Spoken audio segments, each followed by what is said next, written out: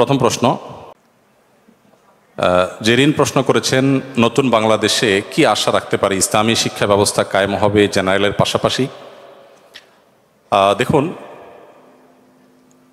দেশের সংখ্যাগরিষ্ঠ মানুষ যেহেতু মুসলমান, অতএব ইসলামী এবং জাগতিক শিক্ষার সমন্বয় সাধন করা এটা এদেশের মানুষের প্রাণের দাবি এবং আমাদের সবচেয়ে বড় প্রয়োজনগুলোর একটি বলে আমি মনে করি। বিনীতভাবে এটি আমি উপস্থাপন করতে চাই।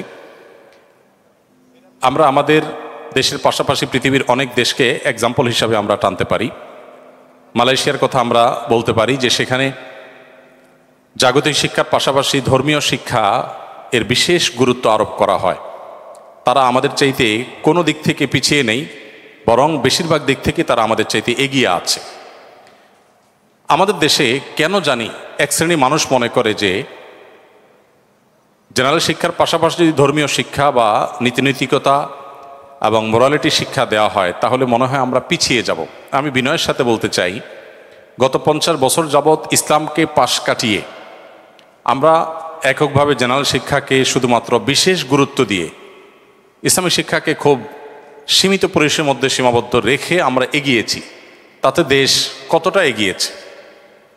বরং দেশের সংখ্যাগরিষ্ঠ মানুষের যে চিন্তা চেতনা আদর্শ, সেগুলো যদি তাদেরকে শেখার সুযোগ করে দেওয়া হয়, সেগুলোকে যদি দূর করা না হয়, সাধারণ মানুষের বিপুল অংশের আস্থা অর্জন করা সম্ভব এবং দেশকে আরও বেশি এগিয়ে নেওয়া সম্ভব।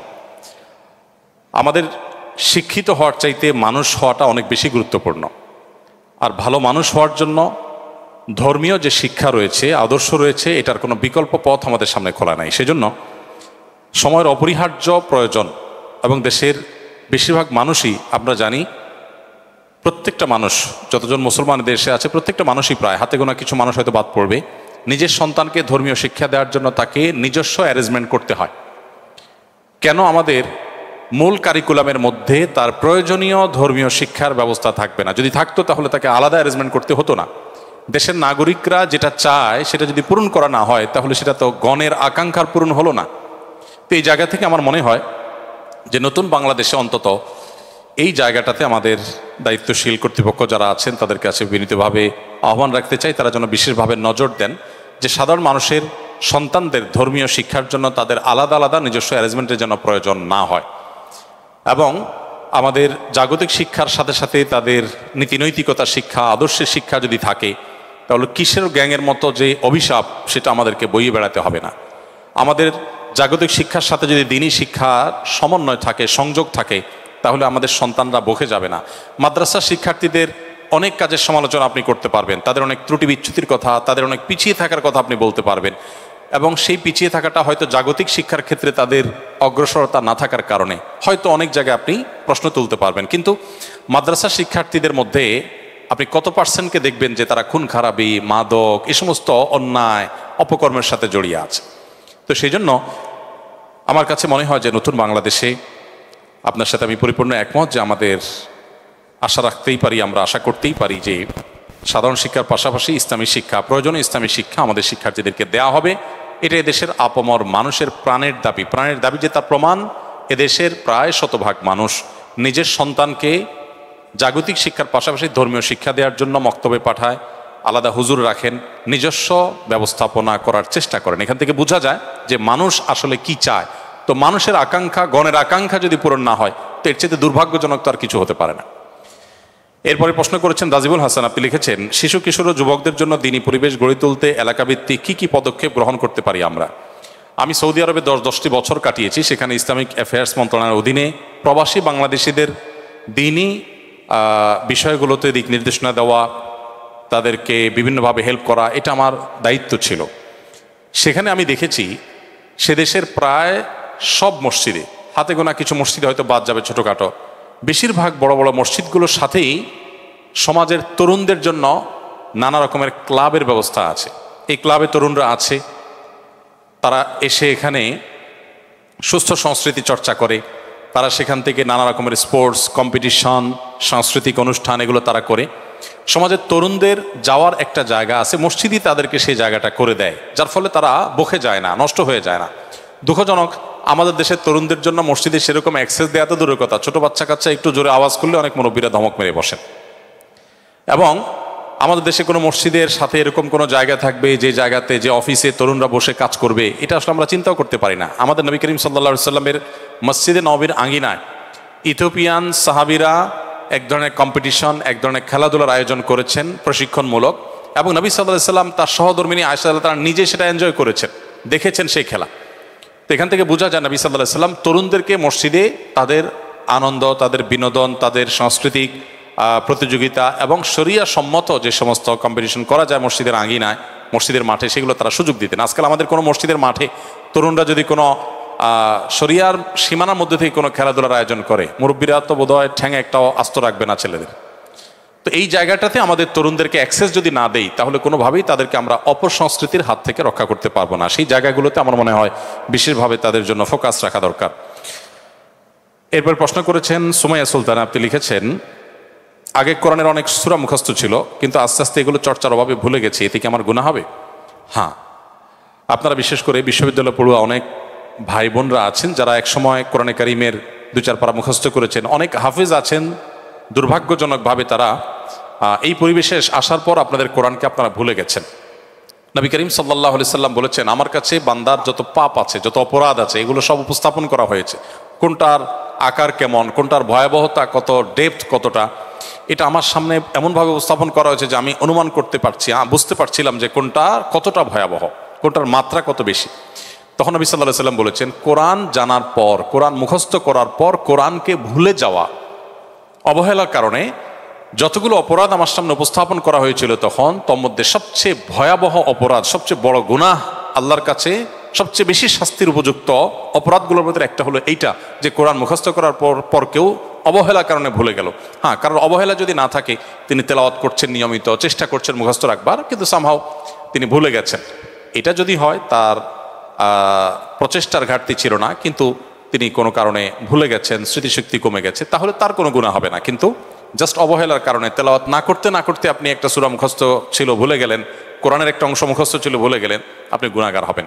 এই গুনাহের প্রায়শ্চিত্ত হলো সেই ভুলে যাওয়া আয়াতগুলো, সূরাগুলো, কোরআনের অংশকেই পুনরায় পাঠ করে করে আবার আপনার মেমোরিতে আপনি সেটাকে নিয়ে আসার চেষ্টা অব্যাহত অন্তত রাখবেন। আশা করা যায় আল্লাহ সুবহানাহু ওয়া তাআলার কাছে দায়মুক্ত হবেন।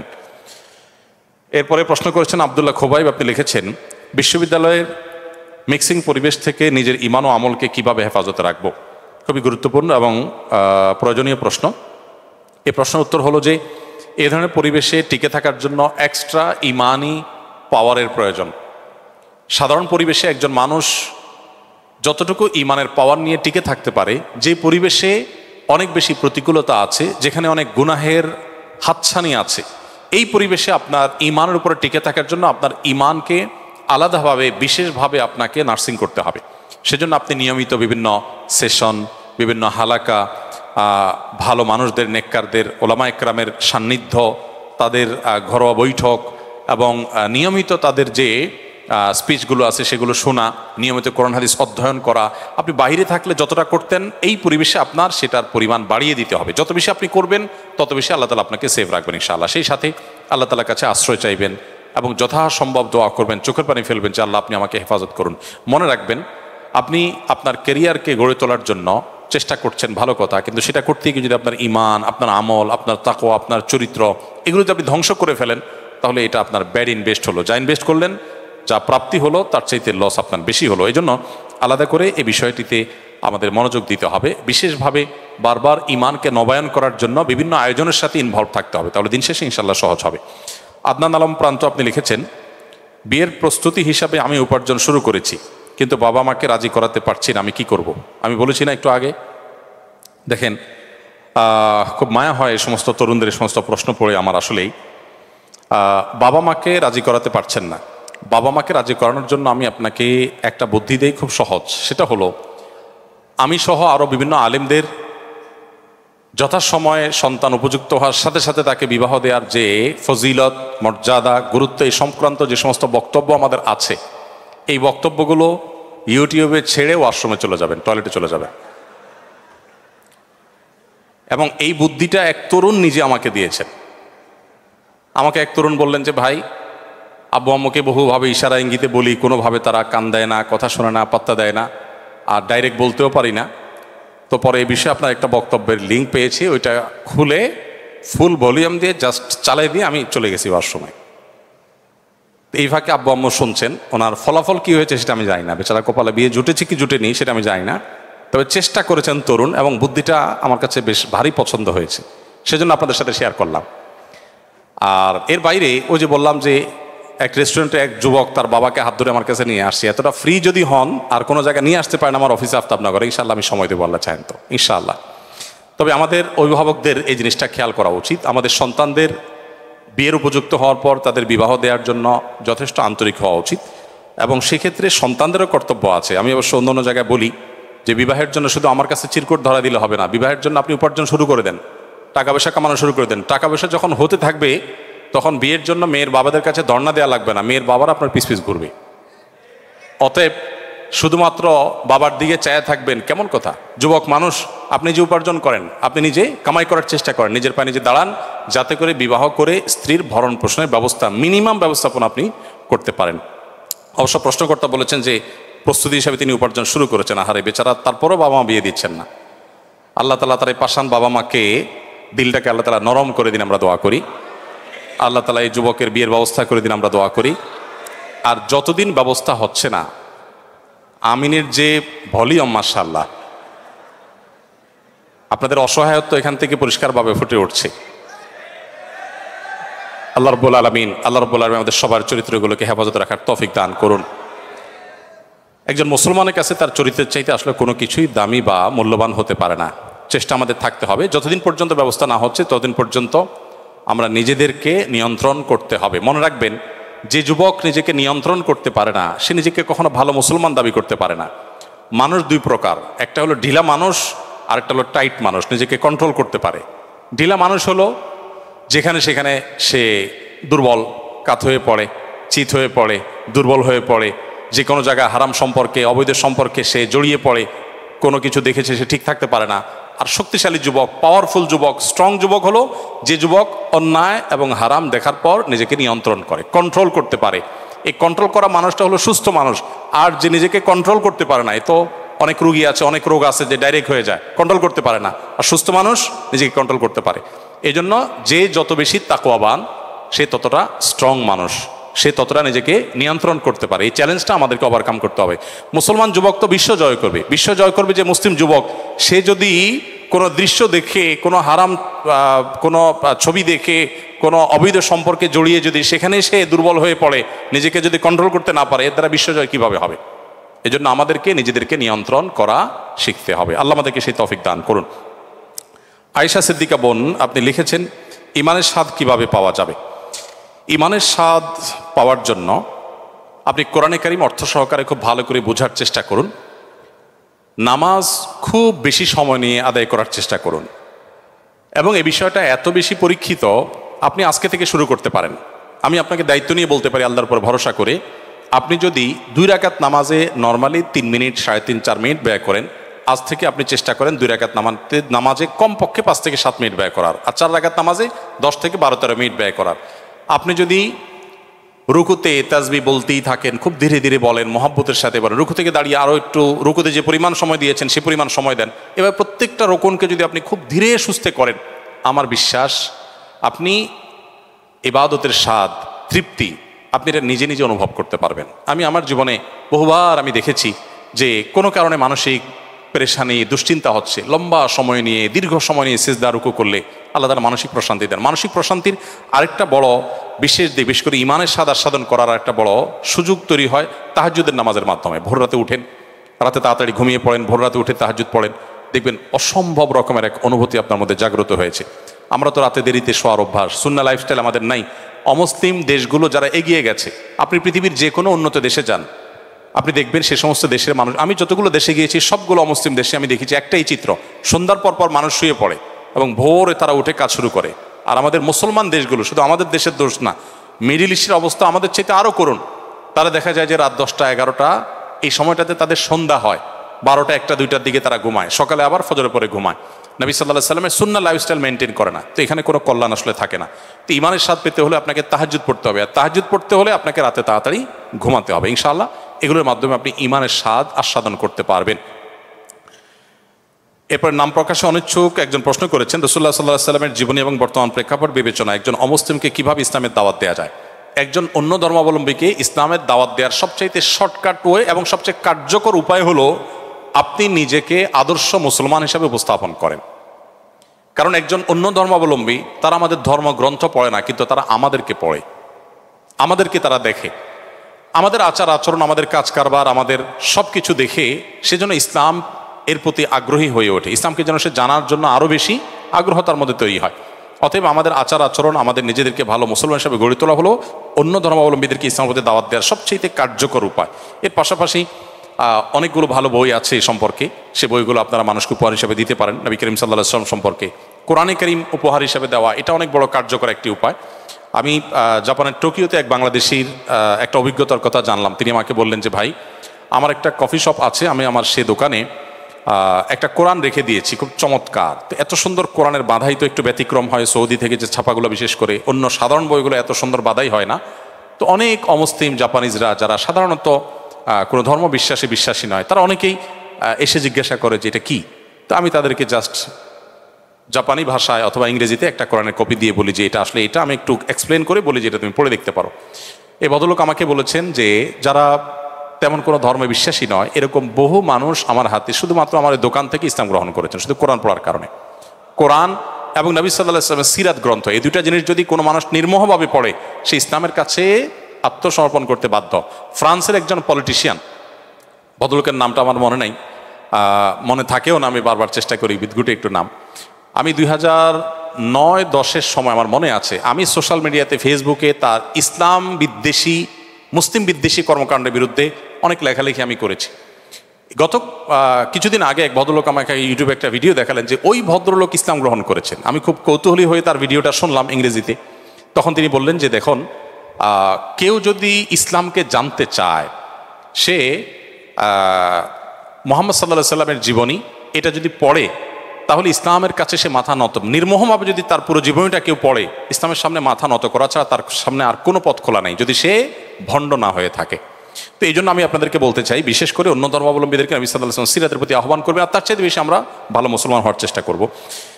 এরপরে প্রশ্ন করেছেন নাহিদা হিমো, আপনি লিখেছেন কি ধরনের হাসি ঠাট্টা জায়েজ? অনেকে কথা বলার সময় যে গালি দেয়, বাজে শব্দ ব্যবহার করে, এগুলোতে করণীয় কি? দেখুন, কোনোভাবেই একজন মুসলমানের জন্য মিথ্যা কথা বলে কোনো হাস্যরস করার, বিনোদন করার, কৌতুক করার কোনো সুযোগ নেই। আমরা অনেক সময় দেখি যে এগুলো হয়। সোশ্যাল মিডিয়াতে কিছু ভিডিও ক্লিপ আপনারা হয়তো দেখে থাকবেন, একজন হয়তো বসে আছে পুকুরের পাড়ে, তারই কোনো একজন ফ্রেন্ড, দোস্ত তাকে এসে ধাক্কা দিয়ে ঠান্ডার সময় পুকুরে ফেলে দিয়েছে, সে পড়ে গেছে, আর হা হা করে সবাই হাসছে। আমরা এই সমস্ত ভিডিও দেখে বেশ এনজয় করি, তাই না? আমাদের নিজেদের অজান্তে আমাদের মনুষ্যত্ব কিন্তু হারিয়ে যাচ্ছে এভাবে। এটা তো আসলে কোনো আনন্দের উপলক্ষ হতে পারে না। মানুষ ফান করবে, আনন্দ করবে, কিন্তু আনন্দ করে সে মিথ্যা কথা বলবে, একজন মানুষকে কষ্ট দিয়ে আনন্দ পাবে, একটা পাখিকে, একটা পশুকে নির্মমভাবে মেরে আনন্দ পাবে, এটা তো কখনো গ্রহণযোগ্য হতে, এটা কোনো সভ্যতা হতে পারে না। আমাদের দেশে একটা খেলা বেশ জনপ্রিয়, এখনও কোনো কোনো অঞ্চলে আছে, আপনারা জানেন, ষাঁড়ের লড়াই হয়। ষাঁড়ের লড়াইয়ে যে নির্মমতা হয়, যে করুণ দৃশ্যের অবতারণা হয়, এটা কোনো সভ্য সমাজের গ্রহণযোগ্য কোনো লড়াই হতে পারে না, বাট সেটাকে আমরা অনেকে বেশ এনজয় করছি। তো এরকম অনেক খেলাধুলা আছে, অনেক বিনোদন আছে যেগুলোতে আমরা শরিয়া বিরুদ্ধ পথ অবলম্বন করি। নবী করিম সাল্লাল্লাহু আলাইহি ওয়াসাল্লাম হাস্যরসাত্মক কথা বলতেন, কৌতুক করতেন। তিনি একবার এক সাহাবী বললেন, ইয়া রাসূলুল্লাহ, আমাকে একটা ওঁট দিবেন আপনি, আমি বাহন হিসেবে ব্যবহার করতে চাই। নবী করিম সাল্লাল্লাহু আলাইহি ওয়াসাল্লাম বলেছেন, তোমাকে আমি একটা ওঁটের বাচ্চা দেব। লোকটা বলল, হে আল্লাহর রাসূল, আমি আপনার কাছে চড়ার জন্য ওঁট চেয়েছি, আপনি বাচ্চা দিবেন, বাচ্চা ওঁটে কি চড়া যায়? নবী সাল্লাল্লাহু আলাইহি ওয়াসাল্লাম বলেছেন, যে ওঁটে তুমি চড়বা সে ওঁট তো কোনো না কোনো ওঁটের বাচ্চা, আমি সেটা মিন করেছি।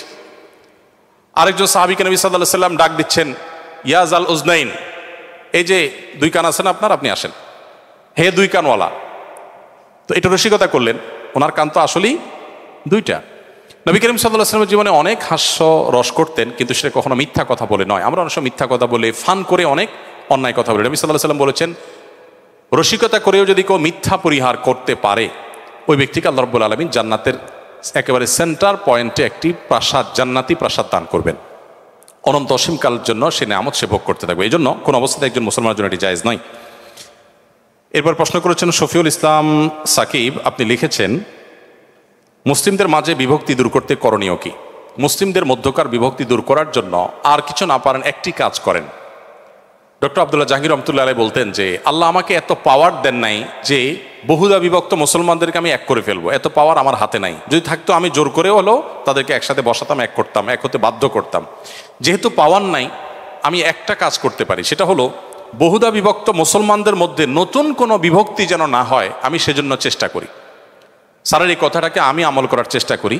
পারতপক্ষে সজ্ঞানে কারোর নাম ধরে খোঁচাখুচি করা, কারোর বিরুদ্ধে বিষোদ্গার করা, পাবলিকলি কিংবা ঘরোয়া মজলিসে, এই জিনিসগুলো যেন আমার দ্বারা না হয়, আমি সে ব্যাপারে খুব বেশি সচেষ্ট থাকি। আমি আপনাদেরকে উদাত্ত আহ্বান রাখতে চাই, বিশেষ করে আপনারা যারা সাধারণ শিক্ষিত ভাইয়েরা বোনেরা আছেন, আল্লাহর ওয়াস্তে ইসলামের কোনো একটা সেক্টর বা কোনো একটা গ্রুপ আপনি পছন্দ করেন, কোনো আলিমকে আপনি পছন্দ করেন, কোনো স্কলারকে আপনি পছন্দ করেন, তার অনুসারী হয়ে পাল্টা আরেকজন হুজুর, আরেকজন আলেমের গোষ্ঠী উদ্ধার করার জন্য নামবেন না। আপনারা অনেকে দেখবেন যে এটাকে সওয়াবের কাজ মনে করে যে এক হুজুরের পক্ষ হয়ে আরেক হুজুরের গোষ্ঠী উদ্ধার করলে বোধহয় বিপুল পরিমাণ সওয়াব আমার আমলনামায় লেখা হবে। কিয়ামতের ময়দানে এই লোক যখন দেখবে যে সওয়াবের জায়গায় সব গুনাহ লেখা হয়েছে, তখন তার আফসোসের কোনো শেষ থাকবে না। এজন্য ভাই, আমি আপনাদেরকে বিনীতভাবে বলতে চাই, আল্লাহর ওয়াস্তে মুসলমানদের মধ্যকার দূরত্বগুলোকে কমাবার জন্য কখনো দূরত্ব বাড়ে সেরকম কোনো পদক্ষেপ নেবেন না, সেরকম কোনো কথা বলবেন না। সমালোচনা করতে হলে নবী সাল্লাল্লাহু আলাইহি ওয়াসাল্লামের সুন্নাহ অনুসরণ করবেন। তিনি নাম ধরে সমালোচনা সচরাচর কোনো পাবলিক প্রোগ্রামে সাধারণত করতেন না। এমনভাবে করতেন যে কারোর কোনো মানহানি না হয়, অসম্মান না হয়। আজকাল দুঃখজনক আমরা অনেক মুসলমানরা ইসলামের কাজ মনে করে সেই কাজটি করে যাচ্ছি এবং ইসলামের প্রতি মানুষকে আরও আমরা বীতশ্রদ্ধা করছি।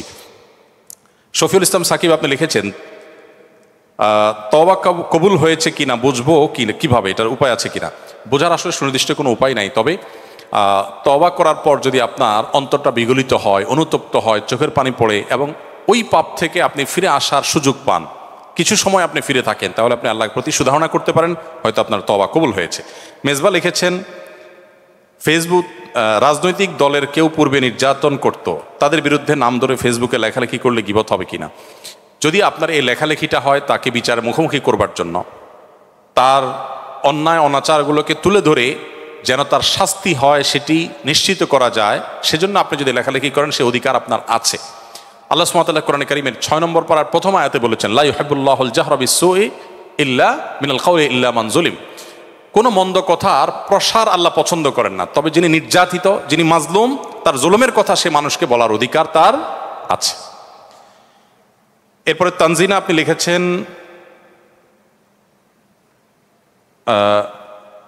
ঢাবিতে করা হোক এমন কোন সংস্কারটি আপনি চান? ঢাকা বিশ্ববিদ্যালয়ে করা হোক এমন কোন সংস্কার আমি চাই? আমি একজন নাগরিক হিসাবে, দেশের একজন নাগরিক হিসাবে দেশের এই প্রতিষ্ঠানের প্রতি আমার একটা প্রত্যাশা তো থাকতেই পারে। একজন নাগরিক হিসাবে ঢাকা বিশ্ববিদ্যালয়ের প্রতি আমার প্রত্যাশা, একটা প্রত্যাশা আপনি চেয়েছেন, কয়েকটা বললে আমি কয়েকটা বলতাম, যেহেতু একটা চেয়েছেন আমি একটা প্রত্যাশার কথা বলি, সেটা হলো এই বিশ্ববিদ্যালয় যেন দাড়ি টুপির কারণে, হিজাবের কারণে এই বিশ্ববিদ্যালয়ের কোনো শিক্ষার্থী বা কোনো শিক্ষক কোনোভাবে কোণঠাসা হতে আর কোনোদিন না হয়। সংখ্যাগরিষ্ঠ মানুষদের চিন্তা আদর্শ এটাকে শত্রুর মতো মুখোমুখি দাঁড় করিয়ে, এটাকে পাশ কাটিয়ে এবং মুসলমানদের সংস্কৃতিকে শত্রুতার জায়গায় রেখে একটা প্রতিষ্ঠান কোনো দিন আসলে অগ্রসর হতে পারে না। দেশের সংখ্যাগরিষ্ঠ মানুষকে আপনি ইগনোর করবেন আর দেশকে আপনি এগিয়ে নেবেন, কিভাবে সম্ভব? আমি প্রায় বলি, ৩.৫ লক্ষ মসজিদ এদেশে 2010 সনের জরিপ অনুযায়ী সম্ভবত ছিল, সেটা এখন হয়তো 4 লক্ষে পৌঁছেছে, উপনীত হয়েছে। 4 লক্ষ মসজিদে জুমার দিন 12:30 থেকে 1:30 পর্যন্ত এই সময়টাতে যদি 150 করে মানুষও প্রত্যেকটা মসজিদে থাকে, সম্ভবত 6 কোটি মানুষ হয়। তাদের পরিবারের সদস্য আছে, সেটা না হয় বাদই দিলাম। এই মানুষগুলোকে সরাসরি প্রত্যক্ষভাবে দিক নির্দেশনা প্রতি সপ্তাহে করতে পারছেন মসজিদের ইমাম সাহেবগণ। 6 কোটি মানুষকে, একেবারে কমের পক্ষে 4 কোটি মানুষকে তো নিশ্চিতভাবে বলা যায় যে প্রতি সপ্তাহে একটা টাইম অ্যাড্রেস করতে পারছেন উলামা ইকরাম, ইমাম সাহেবরা। তাদেরকে যদি আপনি দেশের মূল ধারার সাথে এগিয়ে আনতে না পারেন, তাদেরকে যদি আপনি আপন করতে না পারেন, তাদের যদি আস্থা অর্জন করতে না পারেন, দেশের উন্নয়নে তাদেরকে যদি আপনি ব্যবহার করতে না পারেন, তো একটা দেশকে কিভাবে আপনি এগিয়ে নিয়ে যাবেন? এবং মালয়েশিয়ানরা এগিয়ে গেছে, তাদের ইমামরা তাদের দেশকে অন করে, দেশ তাদেরকে অন করে, এবং সে দেশের পদস্থ ব্যক্তিবর্গ মন্ত্রী মিনিস্টাররা তারা ইসলামকে অত্যন্ত শ্রদ্ধার সাথে জায়গা দেয়। তাদের দেশের প্রেসিডেন্ট প্রধানমন্ত্রীরা যখন ইউরোপ আমেরিকা সফর করে সেখানে তারা জুমার নামাজের ইমামতি করে। পুত্রাজায়ায় আমি নিজে গিয়েছি, তাদের প্রধানমন্ত্রী কার্যালয়ের সামনে সবচেয়ে সুন্দর মসজিদ, মন্ত্রীরা সেখানে মিটিংয়ের পর দল বলে মসজিদের জামাতের সাথে সালাত আদায় করেন। কদিন আগে ভাইরাল হয়েছে একজন মন্ত্রী তার মেয়ে মসজিদে কোরআন হিফজ শেষ করেছেন, সেখানে স্ত্রী সহ তিনি বসে সেটাকে শেষ মুহূর্তের হিফজের লাস্ট মোমেন্টটাকে তারা এনজয় করছেন, উপভোগ করছেন। কই, তারা তো পিছিয়ে থাকেনি। আমাদের এই দেশে কেন ইসলামকে পিছনে ফেলে রাখলে আমরা এগিয়ে যাব মনে করছি? যারা এটা মনে করছেন তারা বিগত 50 বছরে বাংলাদেশকে কোথায় নিয়ে গেছেন? 50 বছর তো ইসলামের সাথে শত্রুতা করে ইসলামকে দূর করেছেন, তাতে দেশ কোথায় এগিয়ে গেছে? এর বিপরীতে আমি বলতে চাই, যদি দাড়ি টুপি এবং হিজাবকে অহেতুক আসামির কাঠগড়ায় না দাঁড় করান এবং ধার্মিক মানুষদেরকে যদি আস্থায় আনতে পারেন, এবং এক্ষেত্রে ধার্মিকদেরও যথেষ্ট দায়িত্ব কর্তব্য আছে, তারা দেশের জন্য যদি নিজেদেরকে উজাড় করে দেন, তাহলে আমার মনে হয় পৃথিবীর অনেক দেশকে আমরা পেছনে ফেলে এগিয়ে যেতে পারবো ইনশাআল্লাহ তাআলা। দুঃখিত, আমার সেই নির্ধারিত সময় বোধহয় পার হয়ে গেছে, আমার শেষ করা দরকার। আর 1-2টা প্রশ্ন দিয়ে আমরা শেষ করি।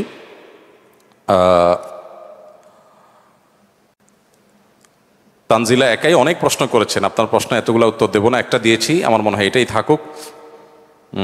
এরপরে আমি সব প্রশ্ন মেয়েরা দখল করে আছে, ছেলেদের প্রশ্নই নেই। আলোচনা মেয়েদের পক্ষে গেল, এখন প্রশ্ন উত্তর যদি তাদের পক্ষে যায় তো মুসিবত হবে। বৈষম্য হয়, এই বৈষম্য তো দূর করা দরকার। কি করব বলেন? আল্লাহ সুবহানাহু ওয়া তাআলা তাদেরকে এত অ্যাক্সেস, এত সুযোগ, এত কিছু দিয়েছেন। কেন দিয়েছেন? ওই যে একসময় মানুষ হয়তো ইসলামের এক হাত নিবে, আল্লাহ সুবহানাহু ওয়া তাআলা তাদেরকে বেশি দিয়ে রেখেছেন সেজন্য। যাই হোক, আনিসুর রহমান আপনি লিখেছেন, হলে না জানিয়ে অনেকে ব্যক্তিগত জিনিস ব্যবহার করে থাকেন, বিশেষ করে পানি খেয়ে ফেলেন, এর বিধান কি? এটা শুধু হলে হয় তা না, মসজিদে পর্যন্ত আপনি দেখবেন একজনের সুন্দর একটা শু পরে আসছেন, তিনি নিজের শুটা খুলে রেখে আরেকজনের এক জোড়া স্যান্ডেল এটা দিব্যি পায়ে দিয়ে তিনি টনটন করে হেঁটে চলে যাচ্ছেন, উজু করে ভিজায় ওইটাকে তারপর রেখে চলে যাচ্ছেন। এগুলো হয় কি হয় না? এটা কোনো দায়িত্বশীল মুসলমানের কাজ না। এই ছোট ছোট বিষয়গুলো আমাদের কাছে মনে হতে পারে খুব তুচ্ছ জিনিস। আল্লাহ সুবহানাহু ওয়া তাআলা বলেছেন, তাহসাবুনাহু হাইয়িনা ওয়া হুয়া ইনদাল্লাহি আযীম। তোমরা মনে করো এগুলো খুব তুচ্ছ বিষয়, আল্লাহর কাছে এগুলো অনেক বড় ব্যাপার। এজন্য অনুমতি ছাড়া কারোর পানি পান করে ফেলা, কারো কোনো জিনিস নিয়ে ফেলা, হলে যেরকম হয় বাইরে হয়, এই কাজগুলো হওয়া উচিত না। একজন দায়িত্বশীল মুসলমান তিনি অনুমতি নিয়ে তারপরে কারো কোনো জিনিস ব্যবহার করবেন। তবে সেই সাথে যার জিনিসের ব্যবহারের অনুমতি চাওয়া হচ্ছে তিনিও তুচ্ছ বা ছোটোখাটো জিনিসকে দিতে অপারগতা প্রকাশ করবেন না, কারণ আল্লাহ সুবহানাহু ওয়া তাআলা সে ব্যাপারেও ভর্ৎসনা করেছেন সূরায়ে ওয়াইলুল লিকুল্লি হুমাযাতিল লুমাযা এখানে। তো এই জন্য আমাদেরকে অনুমতি নিয়ে আরেকজনের জিনিসটাকে ব্যবহার করতে হবে, না হলে সেক্ষেত্রে আমরা গুনাহগার হব। শাহরিয়ার প্রশ্ন করেছেন, ইসলামী শাসন কায়েমের জন্য আমাদের করণীয় কি? সংখ্যাগরিষ্ঠ মানুষ মুসলিম হয়ে আমরা খেলাফত চাইতে অসুবিধা কি? কোনো অসুবিধা থাকার কথা না, থাকা উচিত না। যদি সংখ্যাগরিষ্ঠ সংখ্যালঘু সব ধর্মের মানুষ যার যার কথা বলতে না পারে, তাহলে আমাদের এই স্বাধীনতা দিয়ে আমরা কি করব? যে স্বাধীনতা আমাদেরকে কথা বলতে দেয় না, সেটা আবার কেমন স্বাধীনতা? একজন মুসলমান তো তার চাওয়া, তার পাওয়া, তার প্রত্যাশা কথা বলতেই পারেন এবং বলতে পারা উচিত।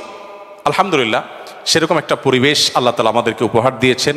এর জন্য যাদের অবদান, যাদের আত্মত্যাগ রয়েছে, আমরা অন্তঃস্থল থেকে তাদের জন্য দোয়া করি, আল্লাহ রাব্বুল আলামিন তাদের সবাইকে জন্য সর্বোত্তম বিনিময় দান করুন। এবং অবশ্যই আমাদের শরিয়ার সৌন্দর্যকে উপস্থাপন করা দরকার। শরিয়ার সৌন্দর্যের গুরুত্ব, শরিয়ার অনুসরণের গুরুত্ব, এটা আমাদের জানানো উচিত। সংখ্যাগরিষ্ঠ মুসলমানরা কি দিয়ে শাসিত হতে চায় এ সম্পর্কে সংখ্যাগরিষ্ঠ মুসলমানদের মতামত জানা উচিত, জানার ব্যবস্থা থাকা দরকার। এবং এ ব্যাপারে আমাদের কোনো হেজিটেশন থাকা উচিত নয়। তাদের সে অধিকার তারা পাচ্ছেন এবং ভবিষ্যতেও পাবেন বলে আমরা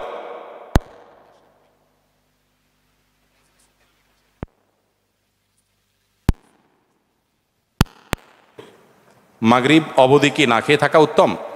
উত্তর হলো যে না, রমজান মাসে বা রোজা অবস্থাতে দিনের বেলা পিরিয়ড শুরু হলে ওই সময়টাতেই রোজা শেষ। অতএব এরপর আর না খেয়ে থাকার কোনো মানে নাই, বা ওইটা রোজা হিসাবে বাকি অংশকে পরিপূর্ণ, যে অল্প একটু সময় আছে পরিপূর্ণ করি, এটা জায়েজ হবে না, বরং গুনাহ হবে। আপনি কিছু খান কিংবা না খান, আপনার রোজা শেষ হয়েছে, ভঙ্গ হয়েছে, সেটি আপনাকে ধরে নিতে হবে। শেষ প্রশ্নের উত্তর দেই। শাকিল হোসেন আপনি লিখেছেন, আমি অনেক জায়গায় শুনেছি রিজিক পূর্বে নির্ধারিত, আমার কাজ না করলেও যা পাবার তা পাবো কিনা? এই ভদ্রলোক সম্ভবত আমার মতো অলস প্রকৃতির মানুষ। তিনি চাচ্ছেন যে আল্লাহ যেহেতু রিজিক নির্ধারিত করে রাখছেন, তাহলে এত কষ্ট করে লাভ কি, শুয়ে থাকি। অনেক যুবক আছেন আমাদের কাছে প্রশ্ন দেন, দিয়ে বলেন, ভাই এমন কোনো আমল বলে দেন যে আমল করলে আল্লাহ তাআলার কাছ থেকে আমি বিপুল পরিমাণ টাকা পয়সা পাবো, আমার আর কিচ্ছু করতে হবে না, এত হ্যাসেল নিতে চাই না। অনেকে একটা নির্দিষ্ট অ্যামাউন্টের কথা বলে দেন যে আল্লাহ তোমার কাছে বেশি চাই না, এই লাখ দশেক টাকা দিলে আমার চলবে। আল্লাহ সুবহানাহু ওয়া তাআলাকে বাজেট ঠিক করে দেয়। তো এগুলো ভুল। দোয়ার মধ্যে যদি এরকম ভুলভাল দোয়া করি তাহলে তার পরিণতিও খুব ভুলভাল হবে। আপনারা অনেক গল্প ঘটনা এই সংক্রান্ত জানেন, আমি আর সেদিকে যে সময় নষ্ট করতে চাই না।